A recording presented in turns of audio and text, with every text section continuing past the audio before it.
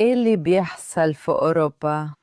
رئيسة وزراء إيطاليا جورجيا ميلوني قالت إن حكومتها علقت اتفاقية التعاون الدفاعي مع إسرائيل.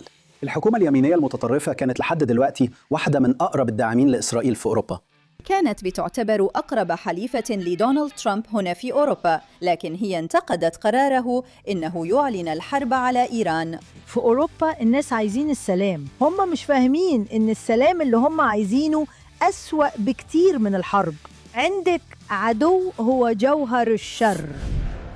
وبشكل أكثر تحديداً اللي عايزين نركز عليه النهاردة هو رئيسة وزراء إيطاليا جورجيا ميلوني، اللي الأسبوع ده كانت زمان بتتسمى هامسة ترامب وكانت صديقة كبيرة لإسرائيل. والأسبوع ده واحدة واحدة هي فعلاً قلبت على البلدين. معايا عشان نناقش الموضوع ده صديقتي العزيزة وزميلتي فياما نيرنشتاين، اللي مش بس خبيرة في الإرهاب والشرق الأوسط ومعاداة السامية، لكنها كمان خدمت لسنين كنائبة رئيس لجنة الشؤون الخارجية والدفاع في البرلمان الإيطالي. يعني هي فاهمة السياسة الإيطالية كويس جداً، وكمان تعرف ميلوني شخصياً. فياما أهلاً بيكي، وفعلاً حابة أسألك إيه اللي بيحصل؟ يعني الأسبوع ده ميلوني عملت شوية حاجات وقالت شوية حاجات وفعلاً عصبت ترامب جداً. بصي يا روسي، في أحداث معينة وأحداث عامة بتحدد الموقف ده، وعشان كده الموضوع ده مثير للاهتمام جدا، لأنه مرتبط بالموقف العالمي بشكل عام والعلاقة مع ترامب والعلاقة الخاصة مع اليهود وإسرائيل وكمان مع معاداة السامية. وكمان الموضوع مرتبط بشخص، ست شابة صغيرة، واللي كانت لحد النهاردة مش هادية، لكن أكيد شخصية متوازنة في علاقتها مع إسرائيل والعالم الغربي بشكل عام. يعني نقدر نقول إنه الأحداث الأخيرة بتربط ترامب، البابا، إيطاليا وأوروبا. ترامب والبابا، إيه اللي حصل مع البابا؟ البابا ألقى خطاب زي ما باباوات كتير بيعملوا، وبيصلي من أجل السلام، بس الصلاة من أجل السلام بتهاجم أي حد شن الحرب. بس أي نوع من الحروب؟ هو قال حرب استعمارية. ده بيخلي ترامب يغضب جدا. وعلى فكرة لما تقول حرب استعمارية ده مش متعاطف قوي مع الحرب، مش بس إدانة عامة لأي حد شن الحرب، دي إدانة محددة، وترامب حاسس بكده. فمش بس رد على البابا، ده كمان هاجم الباباوات وقال له أنت فاهم إيه في الحاجات دي؟ بس صلي للرب وما تتدخلش في السياسة، لأن دي حاجة أنت مش فاهم فيها. هو قال الكلام ده بطريقة قاسية جداً، عارف إن البابا عند الكاثوليك معصوم من الخطأ. يعني حسب تعريف البابا ما ينفعش يغلط، المعصوم من الخطأ ما ينفعش يغلط. فكل العالم المسيحي عامل رد فعل كبير وثورة، مش بس في إيطاليا اللي هي الدولة الكاثوليكية بامتياز، فيه الفاتيكان في روما، بس في كل أوروبا وفي العالم الكاثوليكي كله، وجزء كمان من باقي المسيحيين في العالم. الكل بيرد، الكل بيدافع عن البابا، الكل بيهاجم ترامب، لأن في العالم وفي أوروبا الكل مستني فرصة يهاجم ترامب، ودي فرصة كويسة وهاجموه. جورجيا ميلوني استنت يوم وبعدين فكرت في الموضوع، لأنه زي ما قلت هي فعلا كان عندها علاقة كويسة جدا مع ترامب، وبعدين ردت. هي رئيسة وزراء أكتر دولة كاثوليكية، وقالت إنها شايفة إن اللي حصل غير لائق تماماً وغلط، وأياً كان الطريقة اللي ترامب هاجم بيها، ترامب بيرد عليها وبيقول لها انتي غلطانة لأنك كنتي بتبرري حرب ضد الدولة اللي عايزة تمتلك القنابل الذرية اللي ممكن تدمرك انتي كمان. فبيجمع كل المواضيع دي مع بعض وبيقول لجورجيا ميلوني إنها برا، هي خرجت من دايرة تعاطفه، هو خرج من طريقته في اعتبار فرنسا، فهي برا الموضوع، هي خرجت بنفسها. ليه عملت كده؟ ليه عملت كده؟ الحقيقة هي إنه زي ما قلت، أولاً هي ما ينفعش تكون ضد البابا، لازم تكون مع البابا لأنها رئيسة وزراء إيطاليا. ثانياً القصة بتبدأ باستفتاء عن الإطار القانوني اللي إيطاليا عايشة فيه. مش هدخل في تفاصيل، بس هقولك إن الموضوع عن بص كده سلطة القضاة. فجورجيا ميلوني باعتبارها يمينية ضد سلطة القضاة، وفي الاستفتاء ده هي في الجانب اللي عايز يكسب وبيعلن نفسه ضد النفوذ الواسع جدا للقضاة. وبعدين إيه اللي حصل؟ هي خسرت، اليسار كسب، فاليسار هاجمها بشدة جدا وبدأت تفكر أنا عملت إيه غلط. وفي الوقت ده أوربان خسر معركته. الجناح اليميني اللي كان في أوروبا زي ما انتي عارفة كان شكله هيكبر في كل الأحوال، وده غالباً بسبب مشكلة المهاجرين.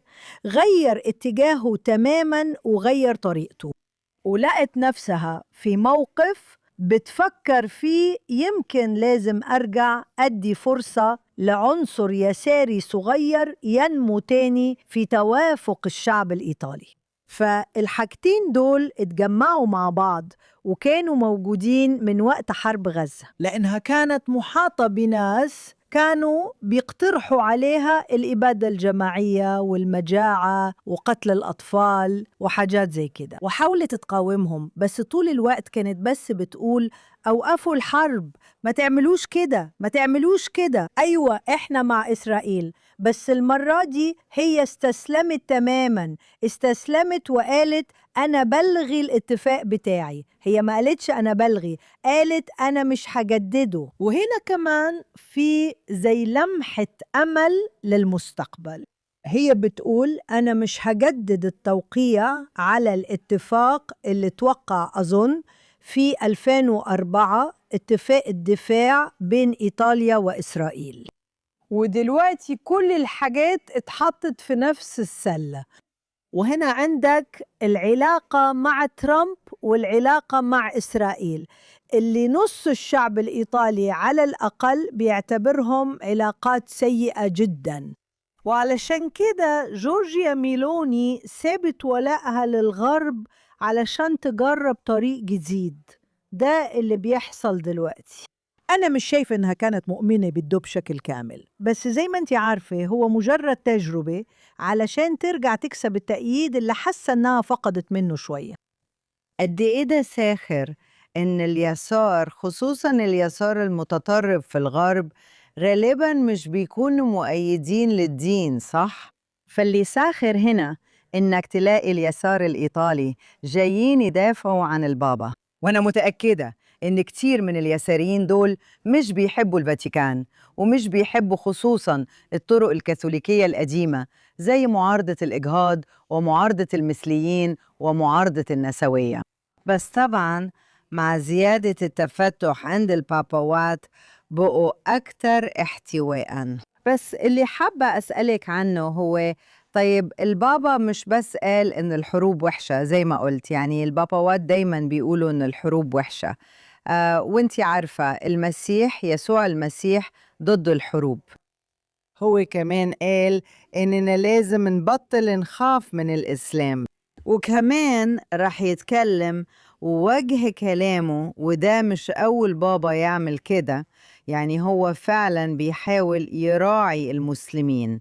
فالموضوع مش بس في العالم الكاثوليكي، واللي بيحصل ده بيرتبط تاني بموضوع الهجرة وكل الحاجات دي.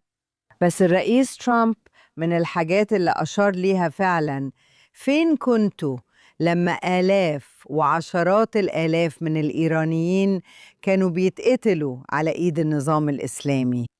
سمعناكم بتسألوا ليه بيعملوا كده؟ غريب فعلا.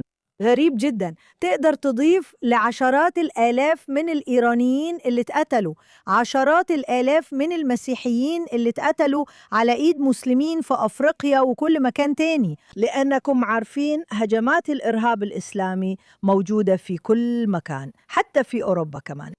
فده موضوع كبير الكنيسة رفضت تتعامل معاه، لأنها ببساطة في كلمة بتوصف ده خوف. هم خايفين من الموجة الكبيرة دي، من الوجود الجديد اللي لسه عندهم أمل إنهم يقدروا يبشروا بيهم في يوم من الأيام، إنهم يقدروا يحولوهم للمسيحية بطريقة ما. وبعدين بصي، في كل الأحوال الوحيد اللي واجه المشكلة كان البابا اللي قبل فرانسيسكوس، اللي كان قبل فرانسيسكوس، اللي كان شيوعي كرتوني تماما، زي ما بقول بالإيطالي، شيوعي كرتوني. فرانسيسكوس اللي قبله، واللي قبله هو اللي في لحظة معينة قرر إنه مش عايز يكمل أكتر من كده. بنديكتوس كان بسبب ده بالظبط، لأنه تجرأ وهاجم الإسلام وقال إنهم بيشوفوا الأمور بطريقة مختلفة عننا. هو ما قالش بالظبط إنهم بيحبوا الموت أكتر من إحنا بنحب الحياة، بس المعنى العميق لانتقاده كان عن الحياة والموت، وفي الآخر الإرهاب والقتل عشان عقيدتهم. هو كان ضد ده جدا، وكتب كتاب عن الموضوع ده، كان واضح جدا، وبعدين اضطر يستقيل. ده كان البابا اللي استقال فعلا، الأعظم. بس برضو بص، النقطة بقى عن كل الإجماع اللي لاحظتيه حوالين البابا، حتى من ناس عمرهم ما كانوا بيحبوا لا الكاهن ولا الكنيسة ولا البابا، اللي هم أكثر تقدمية من البابا بكتير. شايفة؟ أكثر تقدمية من البابا بكتير بكتير، لأن يعني إحنا مش عارفين البابا ده بيفكر إزاي في تغيير الجنس أو في الكبر في السن، بس ده مش النوع من الشغل اللي حتى الناس اللي بتقول إن البابا ده عنده حق بيعملوه. هو عنده حق في إيه قدام ترامب؟ ترامب هو القضية النهاردة. ترامب إيه اللي بيحصل النهاردة؟ وده حاجة أنا شايفة محتاجة تفكير وتعريف كتير ومحاولة نفهم ليه ترامب. أنا كمان شايفة إنه ترامب ما جابش حظ كبير للانتخابات اللي أوربان خسر فيها. أنا خايفة إن ميلوني خايفة إن علاقتها بالولايات المتحدة بتاعة ترامب ومع ترامب نفسه مش هتجبلها حظ في الانتخابات اللي هتحصل بعد سنة من دلوقتي. عارفة ليه؟ عشان أوروبا دايما عندها صعوبات كبيرة في تحديد هويتها الخاصة. هي أوروبا يعني فرنسا وألمانيا، إنجلترا، فرنسا أو إسبانيا وإيطاليا وألمانيا. الدول دي كانت بتحارب بعض بقالها آلاف السنين، وحتى في القرن اللي فات ده اللي كانوا بيعملوه، بيحاربوا زي بلطجية. في الماضي الحرب العالمية الأولى كانت دمار رهيب ودموي وكمان دمار للقيم، وده فعلا الوقت اللي بتبرز فيه الولايات المتحدة. ده الوقت اللي أوروبا بتنهار فيه، وبتطلع الولايات المتحدة كقوة عالمية هتغير العالم وهتبقى أول قوة في العالم. ما كانش كده قبل الحرب العالمية الأولى، ده حصل لما أوروبا دمرت نفسها. وبعدين الحرب العالمية التانية اللي كلنا عارفين كانت إيه. ببساطة حرب مقرفة حصلت فيها المحرقة على إيدين أبا ديكتاتور، ومعاه ديكتاتور أصغر موسوليني جنب هتلر اللي كانوا بيحاربوا من غير ما يقدروا يكسبوا. لو أمريكا ما كانتش موجودة مين يعرف، حتى لو تشرشل كان بطل وجاب إنجلترا بكل قوته جوه الحرب، بس برضو كنا محتاجين أمريكا. من ساعتها أوروبا معرفتش تلاقي نفسها، ولسه عندها حساب مفتوح مع الولايات المتحدة اللي دايما أنقذتها ودايما أثبتت إنها أقوى من أي حد تاني. فعشان كده معاداة أمريكا بتظهر في أي موقف. وإيه اللي ممكن يكون أفضل لمعادية أمريكا من إنها تكون صديقة لليهود بالشكل القريب ده؟ اليهود اللي دايما تعرضوا للاضطهاد في أوروبا واللي دايما كان بيتحدد مصيرهم في أي وقت، أوروبا ما لقتش نفسها كعذر علشان تضيع وقتها في مذابح ودمار من غير ما تقدر تبني مجتمعها الخاص. احنا بنلاقي الظاهرة دي اليومين دول في العالم العربي، هما بيضيعوا وقتهم في المذابح وتعريف الدولة اليهودية. أنا بتكلم عن الشيعة دلوقتي، وهم مش قادرين يبنوا وجودهم الخاص أو غناهم أو مجتمعاتهم. فأوروبا عندها النقطتين دول اللي عمرها ما بتوصلهم لأنها مش بتلاقي نفسها. وده واحد من الأوقات دي، عارفة، من البداية من يوم 7 أكتوبر لو بصيتي على جورجيا ميلوني، يعني بصراحة مش ممكن توصفوها إنها سيئة زي أسبانيا، أكيد لأ. إسبانيا كانت، عمري ما حنسى، بعد كام يوم من 7 أكتوبر سانشيز واقف قدام، هو راح غزة وكان بيعيط وبيطالب بوقف إطلاق النار قبل ما كل حاجة تبدأ. هو كان موجود هناك فعلا في صف الفلسطينيين. أعتقد أنه كان مع 3 دول أوروبية تانية اللي أعلنوا وصوتوا لصالح الدولة الفلسطينية. في 4 دول في أوروبا عملوا كده فعلا، لكن الاتحاد الأوروبي لسه ما عملش كده. وكمان بشكل كبير بسبب إن أوربان كان دايما بيحط فيتو على قرارات كتير وبيقفل الباب قدام إمكانية إن ده يحصل. الموضوع عمره ما تعرض رسميا لأنه الاتحاد الأوروبي وجورجيا ميلوني دايما كانوا بيقولوا أنا مع حل الدولتين لشعبين، بس لما يجي الوقت اللي الفلسطينيين يتخلوا فيه عن فكرة تدمير دولة إسرائيل، تقريبا ده موقفها. لما الفلسطينيين يكونوا جاهزين لكده، ده هو الطريق. لكن في الوقت الحالي طلبها لوقف إطلاق النار كانت بتتقل بايدن طول الوقت من غير توقف. تصريحاتها عن انت بتقول ايه؟ ان اسرائيل كانت بترد بطريقة مش متوازنة. ازاي بتقول كده؟ في كلمة مخصوصة بتتقال مش متوازن، في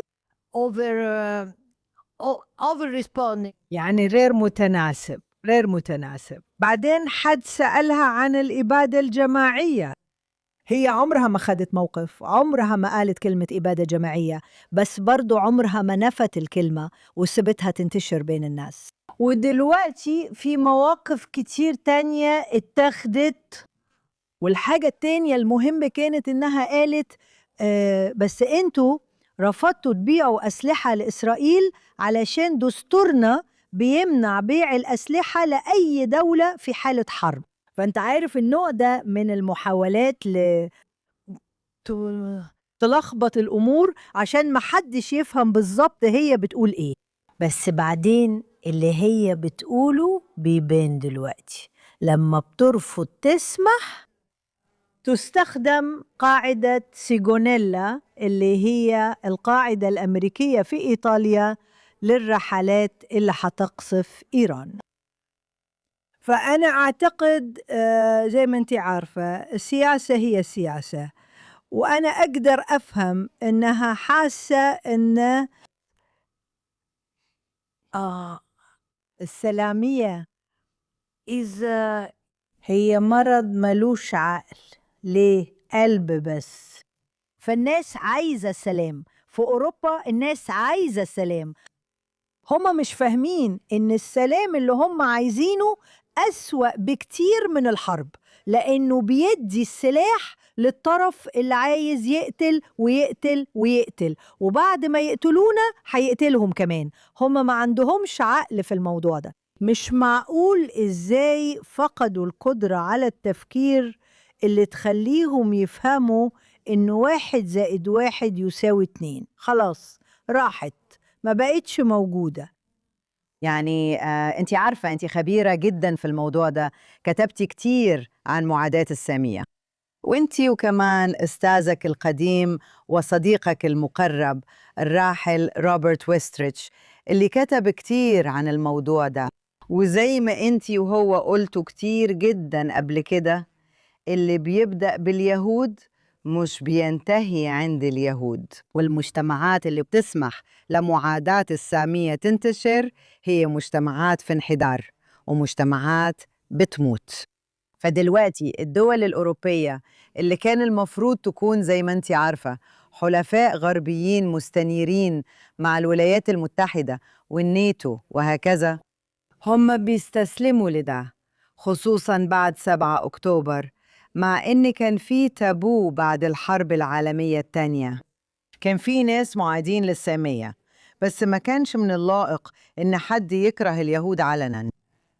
أيوة، ده علشان كان صعب عليهم يربطوا بين معاداة السامية وحقوق الإنسان، وده السبب قدروا يعملوا كده في العلن في وضوح النهار، ويعلنوا معاداتهم للسامية في اللحظة اللي قدروا يقولوا فيها إن معاداتهم للسامية بتدافع عن أطفال فلسطين. فاهمة قصدي؟ طب ليه كده؟ ده بالظبط علشان الطريقة دي اتبنت واتغذت، وبعدين في البداية من الأيديولوجية الشيوعية. الاتحاد السوفيتي هو اللي كان عنده الفكر الرائع فعلا. تخيلي أنه حقوق الإنسان وحقوق السود وحقوق الستات كانت الرأسمالية بتنتهكها، بينما الشيوعيين كانوا بيدافعوا عنها. وحول الموضوع ده عملوا تحالفات كتير مع دول العالم الثالث ونقلوها جوه الأمم المتحدة، ودلوقتي الأمم المتحدة تبنت ده وطورت النهج ده بقوة في الستينات مع خروتشوف اللي كان عبقري في النوع ده من البناء. وهناك العلاقة فوراً بين الدول الشيوعية الاتحاد السوفيتي ودول العالم الثالث بتبقى قاتلة لإسرائيل وكمان للولايات المتحدة. ده شيء اللي سمح أول حاجة في 1975 بصدور قرار إن الصهيونية عنصرية، صح؟ واللي بالنسبة لي أنا فاكرة أول مرة سمعت عن القرار ده ما كنتش قادرة أفهم هو عن إيه بالظبط، إزاي المصطلحين دول يجوا مع بعض. عارفة، كان فعلا صعب أفهم إزاي، وتطور الموضوع ده لحد ما وصلنا سنة 2001 في دربان، لما مؤتمر مكافحة العنصرية بقى معادي للسامية. دي رحلة طويلة أوروبا مشيت فيها كتير، لأن أوروبا والاتحاد الأوروبي الأمم المتحدة كانوا بيشتغلوا مع بعض وبيحاولوا يحددوا هويتهم من خلال فكرة حقوق الإنسان اللي تحولت لحقوق الفقراء والمهاجرين والعالم الثالث ضد الغرب والمنظومة الغربية والمجتمع اليهودي المسيحي وخلص. يمكن أنا اختصرت المفهوم ده زيادة وحصرته في إطار ضيق، بس هو ده. مش عارفة إذا كنت واضحة ولا لا. أنت فعلا واضحة، بس شوفي تاني يعني أنا ساذجة فاهمة عليكي، بس القادة دول وميلوني أكيد القادة دول راحوا أمريكا، كتير منهم راحوا إسرائيل. خلينا نقول ماشي، حقوق الإنسان هي دينك صح؟ أيوة. بقت دين حقوق الإنسان المصطلح ده وكل اللي جواه وكل الحاجات دي. فالحقيقة إسرائيل والولايات المتحدة هن مجتمعات عندهم حقوق إنسان أكتر من أي مكان تاني، بيرحبوا بالغرباء وبدعموا حقوق المثليين وحقوق المرأة. سمي اللي انت عايزه، حرية، حرية كاملة. إزاي الشخص الذكي يبص على ده ويقول في الحقيقة البلاد دي هي الأشرار والأماكن اللي بيعذبوا فيها الستات وبيخضعوهم وبيجبروهم يغطوا وشهم وجسمهم، اللي بيرموا المثليين من فوق السطوح، كل الحاجات دي اللي هم ضدها، وكمان عنصريين جدا. على فكرة انتي ذكرتي مؤتمر دوربان، ده قمة النفاق، إن جنوب أفريقيا وأفريقيا مكان عنصري جدا. هم بيهتموا بلون البشرة أكتر من الناس البيض نفسهم، واللي بقوله إنك ممكن تشوف ده، ممكن تشوفه في إسرائيل وفي أمريكا وفي أوروبا، وبرضه تنكر ده وتكون مش شايفه، وبرضه تقف مع الإسلاموفاشيين وتعتبرهم الضحايا بطريقة ما. بصي، هو حرب أفكار، فاهمة؟ أول حاجة عايزة أقول حاجة عن جورجيا ميلوني. ميلوني مش من النوع ده، لأن جورجيا ميلوني يمينية، لازم تاخدي في اعتبارك إنها مش ماشية في نفس السكة دي، طريقها مختلف. هي بتقول أنا ست، أنا أنا مسيحية، أنا مع الأسرة، يعني هي ماشية في سكة مختلفة. وبعدين بيجي لحظة السياسة اللي لازم تفهم فيها إن النوع ده من السياسة اللي انتي بتوصفيه دلوقتي أقوى منها، والموضوع ده بيأثر بشكل سلبي على قضية الهجرة، لأنها كانت شجاعة في النقطة دي، يعني حاولت توقف الهجرة. هل نجحت؟ لا، ما نجحتش. صعب جدا وقف الهجرة، لأنه الهجرة عبارة عن مليارات من الناس بيضغطوا على أوروبا. عارفة إن في كتير من عواصم الدول الأوروبية محمد هو أكتر اسم بيتسمى للأطفال المولودين الجداد. ففي إيطاليا لسه الموضوع مش كده، لأن فعلا تم احتوائه، مش هقول إنه اتوقف، بس تم احتوائه أكتر. the siege there. الحصار هناك مش خانق زي أماكن تانية. هو موجود وأقدر أحكي لك عن مواقف كتير بتبين ده، وكمان في جرائم كتير مرتبطة بده، بس جورجيا ميلوني عن الموضوع ده كانت كويسة وكانت حتى شجاعة.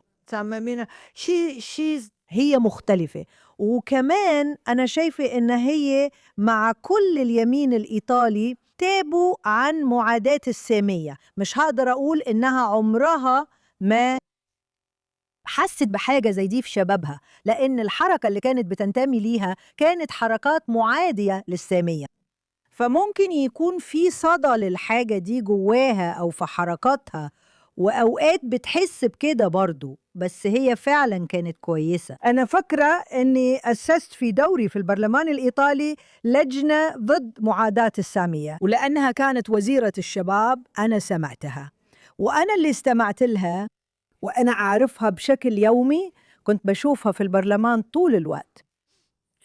she's هي باحثة شاطرة، يعني عندها معرفة كبيرة، بتذاكر طول الوقت، بتتكلم إنجليزي كويس جدا، وده شيء مش معتاد بالنسبة لعضوة في البرلمان الإيطالي. ده شيء نادر نادر فعلا. أتمنى إن ده يتغير. في وقتي كان الوضع سيء جدا، لكن لما سمعتها بتتكلم عن معاداة السامية، وصفها ودراستها للموضوع كانوا فعلا دقيقين زي ما بتقولي.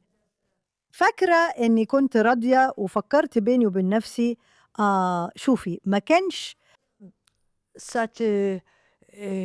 تسونامي معاداة السامية اللي بنشوفه النهاردة، كان في معاداة للسامية، بس هي وصفتها من غير رحمة، بشكل مباشر، من غير تبرير، وبالرغبة في محاربتها. فلازم أقول إنها مش من النوع ده.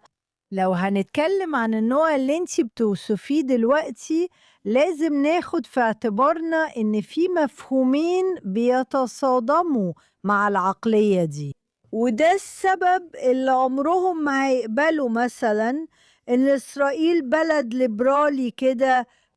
ليه؟ عشان إسرائيل فعلا هي فعلا أمة وبتحس إنها أمة. مفهوم القومية بيتعارض مع كل الوصف اللي انت قلته دلوقتي، وأنا شايفة إنه لو بتحب بلدك، لو أنت قومي، وعلى سبيل المثال في أوروبا لو أنت مش متمسك بهويتك بالكامل، أنت إيطالي بس بتحب أوروبا جدا، ولازم تكون مؤيد لأوروبا، ولازم ما يجيش يوم تقول فيه أنا بنتقد أوروبا من جذورها. لو عملت كده هتكون برا اللعبة، هتكون برا اللعبة، لأنك حطيت قدامك تاني إحساسك القومي، والقومية والفاشية دايما بيجوا مع بعض. ده رقم واحد. رقم 2، ويمكن المفروض تحطيها في الأول، هي الحرب. إيه؟ أنتي داخلة حرب؟ إيه؟ أنتي بتقوليلي إنك داخلة حرب عشان تنقذي نفسك؟ لا، ده مش كفاية بالنسبة لي. عايزة تنقذي نفسك؟ روحي قوليها لحد تاني. اللي عايزاكي تعمليه هو إنك تعملي سلام، لأننا عايزين السلام. غير كده أنتي بتقتلي أطفال، غير كده أنتي عايزة إبادة جماعية. هما مش قادرين يتحملوا فكرة الحرب والأمة. اللحظة اللي هيبقوا فيها على الطاولة كل أوروبا هتتلخبط جامد. يعني مش بس الأسبان، لكن كمان عندك البريطانيين والفرنسيين وكل الناس واقفين هناك.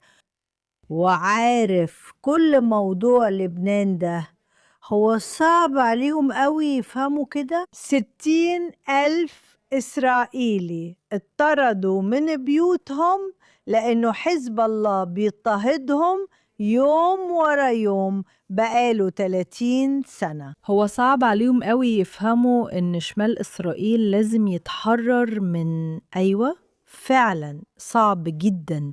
ليه كده؟ عشان دي دولة عربية، وعشان كده هي دولة فقيرة، وعشان كده محتاجة حماية، وماكرون هو البطل في الموضوع ده. فأنا شايفة أن إسرائيل عملت الصح لما ما سمحتش لماكرون يشارك في المحادثات. أيوة أكيد. أكيد دي الطريقة اللي المفروض إسرائيل تتصرف بيها. تمام، أنت فعلا عندك نقطة مهمة عن مالوني، لأنها محافظة سياسيا وكل الكلام ده، ففي انتخابات السنة الجاية. هي كمان شافت اللي حصل مع فيكتور أوربان، وكمان شايفة الرياح السياسية ماشية فين في بلدها، وده اللي السياسيين بيعملوه. بس ده بيقولك حاجة من اتنين، يا إما هي مش مؤمنة بكلام اللي بتقوله وبتعمل كده عشان عايزة الناس تنتخبها تاني، يا إما فعلا مؤمنة بيه. وده بيقولي إنه لو ده فعلا صحيح، وإن الطريقة الوحيدة اللي الناس بتنتخبها بيها تاني هي إنها يكون عندها سياسة سيئة، يبقى ده معناه إن في حاجة غلط في إيطاليا، في إيطاليا كلها. لو ده هو الطريق اللي لازم تمشي فيه، لو السياسات دي هي اللي لازم تتبعها عشان الناس تنتخبها تاني، يبقى يا إما هي بتتخلى عن أيديولوجيتها، يا أما هي بس بتستسلم